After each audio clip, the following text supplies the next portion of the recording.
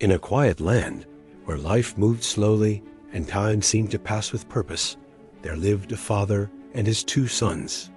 The house was full, not only with wealth, but with stability, order, presence. Everything had its place. Everything had meaning. But within that calm, something began to grow. A thought, a desire. A younger son looked beyond what he had, beyond the fields, beyond the routine, beyond the life that had been given to him. And in his heart, restlessness took root. He wanted more. More freedom, more control, more life on his own terms. And one day he spoke, direct, without hesitation. "Father, give me my share of the inheritance." A request that carried weight, not just financial, but emotional, because it meant distance, separation, a break from everything that had been. And the father listened. No argument, no force, no rejection. He simply gave, and with that, the son left.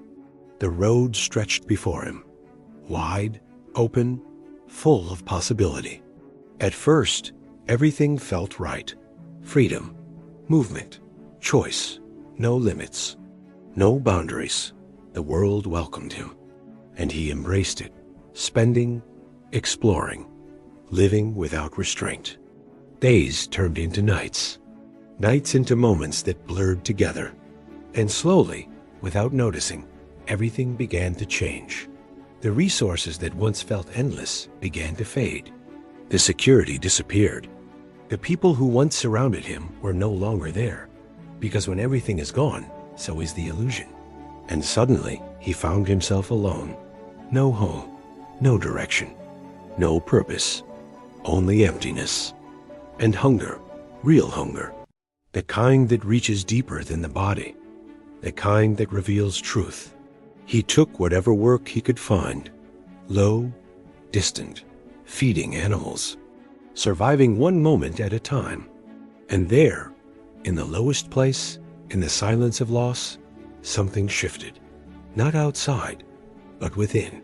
Because sometimes it is only when everything falls apart that clarity begins.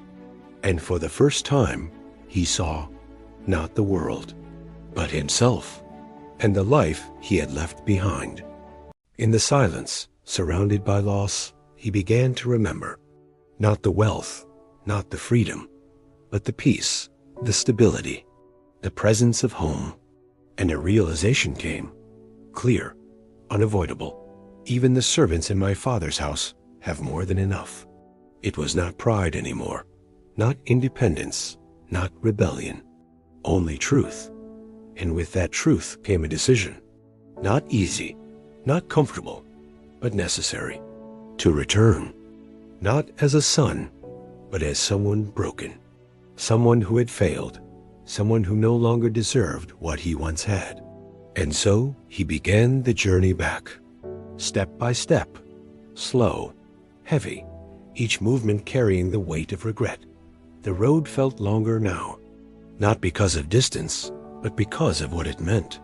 To face what he had left, to face what he had lost, to face who he had become.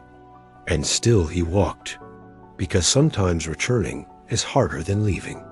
And in the distance, the house appeared, familiar, unchanged, waiting. But what he did not know was that he was not the only one waiting. The father had been watching, day after day, in silence, in hope. And when he saw him far away, he did not hesitate. He did not wait. He ran toward him, not with anger, not with judgment, but with compassion. And before a word could be spoken, before an explanation could be given, he embraced him. The son tried to speak, to explain, to confess. "Father, I have sinned. I am not worthy." But the father interrupted, not with correction, but with grace. "Bring the best robe. Prepare a feast. Celebrate, because what was lost had returned, and what was broken was restored, not because it was earned, but because it was given, freely, completely, without condition." And that is where the meaning lives. Because this story is not only about a son, it is about every person who has walked away, who has made mistakes, who has lost direction, who has fallen further than expected, and believed there was no way back. But the message remains clear, unchanging. No matter how far you go, you can return. No matter how much you lose, you are not forgotten, because God is not waiting to reject. He is waiting to receive, to restore, to forgive. And sometimes the most important step is simply to come back.